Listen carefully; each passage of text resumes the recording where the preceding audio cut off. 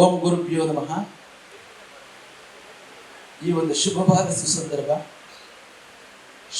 ಸುಸಂದರ್ಭದಲ್ಲಿ ನಮ್ಮ ಪಿ ಮೂರ್ತಣ್ಣನವರ ಹುಟ್ಟುಹಬ್ಬದ ಒಂದು ಸಲುವಾಗಿ ಜೊತೆಯಲ್ಲಿ ಕೋರ ಎಂಬತಕ್ಕಂತಹ ಈ ಚಿತ್ರಕಥೆಯ ಪ್ರಥಮದ ಹೆಜ್ಜೆಯ ಚಿನ್ಮಯವಾಗಿರ್ತಕ್ಕಂತಹ ಜ್ಯೋತಿಯ ಸ್ವಯಂ ಪ್ರಕಾಶ ಬಿಂಬಸ್ತಕೋ ನಾಮ ಕೇಳಂಚಕಂ ಪಾರ್ವತಿ ಎಂಬತಕ್ಕಂತಹ ನುಡಿಯಂತೆ ಕಲೆ ಇಲ್ಲದ ಮಾನವನಿಲ್ಲ, ಆಡ ಮುಟ್ಟದ ಸೊಪ್ಪಿಲ್ಲ ಎಂಬತಕ್ಕಂತಹ ನಾಡ ಕಾದುಗನುಗುಣವಾಗಿ ಈ ಒಂದು ಚಿತ್ರಕಥೆಯನ್ನು ಯೋಚಿಸಿ ಮತ್ತು ಅದರ ಶಬ್ದಕೋಶಗಳ ಅಧ್ಯಯನವನ್ನು ನಾವು ಆದಿಪೂರ್ವಕವಾಗಿರ್ತಕ್ಕಂತಹ ಸ್ಪರ್ಶೀಕರಣದ ಕರ್ಣದಲ್ಲಿ ಯೋಚಿಸಿದಾಗ ಇದರಲ್ಲಿ ಘರ್ಷಣೆ ಮತ್ತು ಅತ್ಯಂತವಾಗಿರ್ತಕ್ಕಂತಹ ಶಕ್ತಿಕೂಟಗಳ ಸಂದೇಶದ ಪ್ರಾರಬ್ಧದ ಅನುಚಿತವನ್ನು ಯೋಚಿಸಿದಾಗ ಜೊತೆಯಲ್ಲಿ ನೊಂದ ಈ ದೇಹಗಳ ಮನಸ್ಸಿನ ಬಾಂಧವ್ಯಗಳ ಮೈತ್ರಿಕೂಟದಲ್ಲಿ ಲಲಾಟ ಎಂಬತಕ್ಕಂತಹ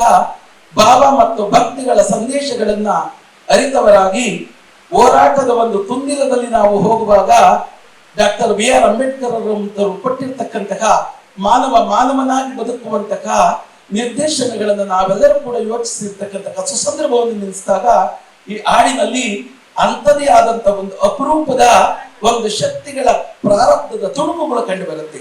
ಏಕೆಂದರೆ ಹಾಡಿನಲ್ಲಿ ನೊಂದಿರ್ತಕ್ಕಂತಹ ಈ ಮಾನವ ಕಲ್ಯಾಣಕ್ಕೆ ಒಳನಾಟದ ಬಲಿಷ್ಠರವರ ಒಂದು ಶಕ್ತಿಕೂಟದಲ್ಲಿ ಸಿಕ್ಕಿ ನೊಂದ ಆತ್ಮ ದೇಹಗಳು ಮಾನಸಿಕ ಮತ್ತು ದೈಹಿಕ ವ್ಯಥೆಯನ್ನು ಯಾವ ರೀತಿ ಕೊಡುತ್ತೆ ಎಂಬತಕ್ಕಂತಹ ಭಾವಪೂರ್ಣವನ್ನು ಕಲ್ಪಿಸಿಕೊಡುತ್ತೆ. ಹಾಗಾಗಿ ಮೂರ್ತಣ್ಣನವರು ಇಂತಹ ಚಿತ್ರಕಥೆಯನ್ನು ಮಾಡಿರ್ತಕ್ಕಂಥದ್ದು ಅತ್ಯುನ್ನತವಾಗಿರ್ತಕ್ಕಂಥದ್ದು ಸಮಾಜದ ಸೇವೆಯ ಜೊತೆಗೆ ಕಲೆ ಮತ್ತು ಸಂಸ್ಕೃತಿಯ ಪ್ರಾರಬ್ಧದ ಭಾರತ ಖಂಡದ ಅಚ್ಚುಕಟ್ಟಿನ ಅಧ್ಯಯನ ವ್ಯಾಖ್ಯಾನವನ್ನು ತಂದಿರುವುದು ಅತಿ ಚಿನ್ಮಯವಾಗಿರ್ತಕ್ಕಂಥದ್ದು. ಅವರು ಇಂತಹ ಕಾರ್ಯಗಳನ್ನು ಮಾಡಲಿ, ಈ ಚಿತ್ರಕಥೆಯು ಅದ್ಭುತವಾಗಿ ಚಿನ್ಮಯವಾಗಿ ಬೆಳಗಲಿ.